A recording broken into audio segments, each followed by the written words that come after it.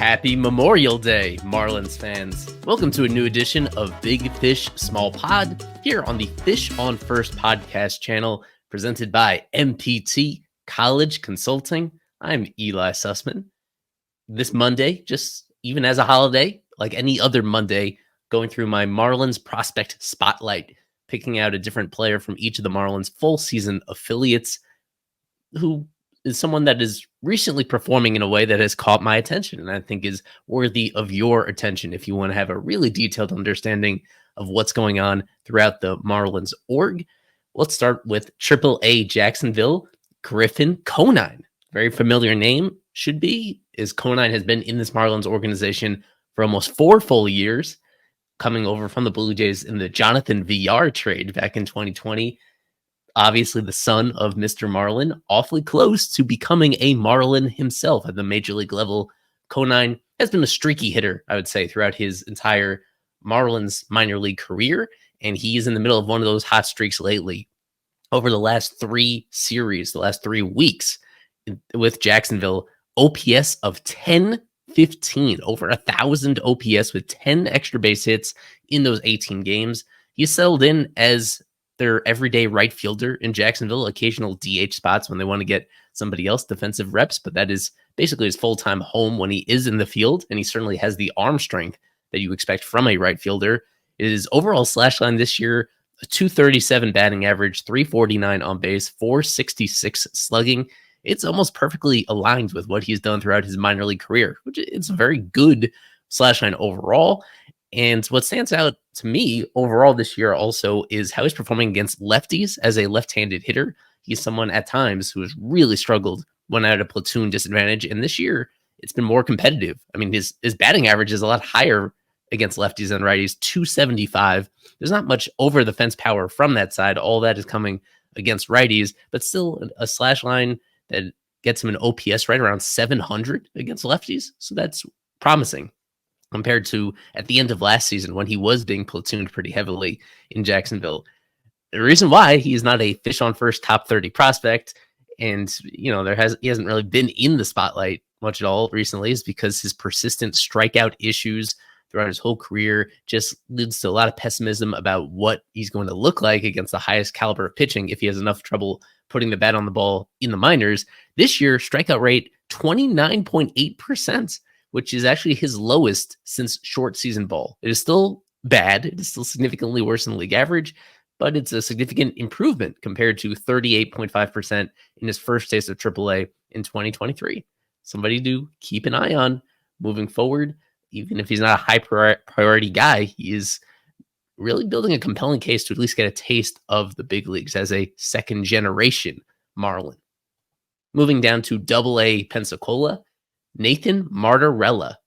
Of course, you don't need a long memory to know that he was acquired in the Luis Arraez trade.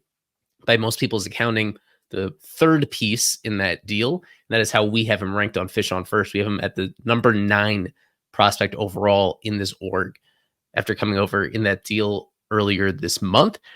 And I've said in previous episodes of this that it's not only going to be highlighting guys that are doing well, just guys that are interesting for one reason or another. And in Martorella's case, he has drawn my attention because of how much he is slumping at the plate. Before getting into that, wanted to quickly note that the surprising part to me is how he's playing more left field than first base through 18 games in this organization. 11 starts in left field versus 7 at first base for a guy that moving forward, eventually in the major leagues, we think is going to be pretty much only first base DH. But the Marlins, at least the way that the Blue Wahoo's roster is assembled right now, getting him a surprising amount of reps in the outfield. So he got off to a decent start with this org during that first series he played. And since then, he has really been in a deep slump. 3 hits in his last 40 at-bats for Martorella. Overall, since the trade, only 2 walks versus 18 strikeouts. That's an awful ratio. And it's shocking because he was at the AA level with the Padres, and he had nearly as many walks as strikeouts before the trade. So that is eyebrow raising. And what also sticks out he has the lowest ground ball rate in the Marlins org among guys with as much playing time as him. He only hits it on the ground about 25% of the time, and he also pulls the ball about as consistently as anybody. He only goes to the opposite field 17% of the time. So you would think that combination would lend itself to quite a bit of slugging, and it hasn't. He still has not hit a home run for this Marlins organization. He has only driven in 2 runs total in those 18 games.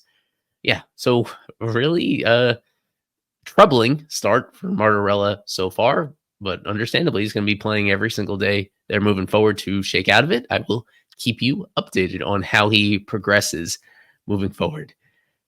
Now going to high A Beloit on the pitching side, relief pitching side, right-hander Nigel Belgrave. He was a 2023 draft pick of the Marlins last year, and his performance simply earns him a mention across both levels. He's been terrific at preventing runs, a 1.11 ERA this season, a 0.74 whip in 24 and a third innings, which have been almost evenly split between Jupiter and now high A Beloit. He really has not skipped a beat since moving up. What stands out most about Belgrave is his slider. I think you have to give it at this point a 70 grade, a plus slider that Belgrave has. Just a really unique shape with how much it moves and how late it moves in the low 80s. A nice differential between that and his fastball at 92, 93, 94. It's been awesome. It's been especially dominant against right-handed hitters, holding them to not just a 107 batting average, but a 107 slugging. He has not given up a single extra base hit against a right-handed batter so far this season with Belgrave. I mentioned the whip. It's the combination of being unhittable and also throwing strikes and having a standout secondary pitch the way that he has. It checks all the boxes of somebody that can move extremely quickly through this Marlins organization. I would not be surprised at all if Belgrave finishes 2024 at the AA level. And if he's somebody that maybe pushes for a non-roster invite to spring training next year, as he really flies up this Marlins farm system. So it's only a reliever, not going to change your entire franchise, but still, as a guy that you got on the third day of the draft, made a relatively modest investment in, it is extremely encouraging what we're seeing from Nigel Belgrave and how that potentially could translate to the highest levels of the minors and in the not too distant future, even at the major league level. We wrap up this show with low A Jupiter's outfielder Colby Shade. Like Belgrave, a 2023 Marlins draft pick. He was taken a little bit earlier than Belgrave was. He's been the everyday center fielder for the Jupiter Hammerheads for most of the season. Early on, they promoted Mark Coley II, Jake DeLeo, and that has left them with a really thin outfield. So Shade has stepped in as that everyday center fielder down there. This team, as a whole, offensively, it has been brutal to watch. We're not going to sugarcoat that. It's hard to find a bright spot on this Jupiter team. I touched on Ryan Ignafo a couple weeks ago, and it's really him and Colby Shade that are doing the heavy lifting at the plate offensively. With him, Shade has his base running just really stood out as well. 16 steals and only caught one time, which made me realize that Jupiter as a whole, they have stolen 106 bases in 45 games. That is far and away more than any other low A team. I didn't have the time to look it up, but I think that might be the highest total in all of the minors so far this year. It's a big reason why they are outperforming their run differential and outperforming their talent level, to be frank and honest. And he is right at the forefront of that. 2 home runs so far this year while playing almost every day in 150 plate appearances. That doesn't sound like much, but it is tied for the team lead. Nobody on Jupiter has more than 2 home runs so far this season. Yeah, so that has been pretty brutal. I can't promise more uplifting stories when we go to other Jupiter prospects on the spotlight in future weeks. But at least for now, Colby Shade is holding it down as their center fielder.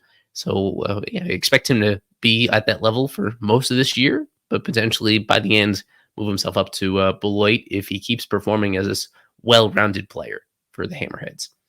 Griffin Conine, Nathan Martorella, Nigel Belgrave, and Colby Shade. Those are the prospects in the spotlight this week here on Big Fish, Small Pod.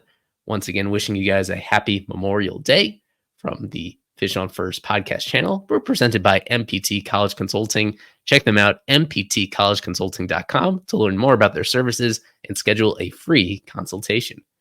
Hope you enjoy the rest of our coverage this week. Still a whole lot in store for you on fishonfirst.com. We appreciate the support. Go Fish.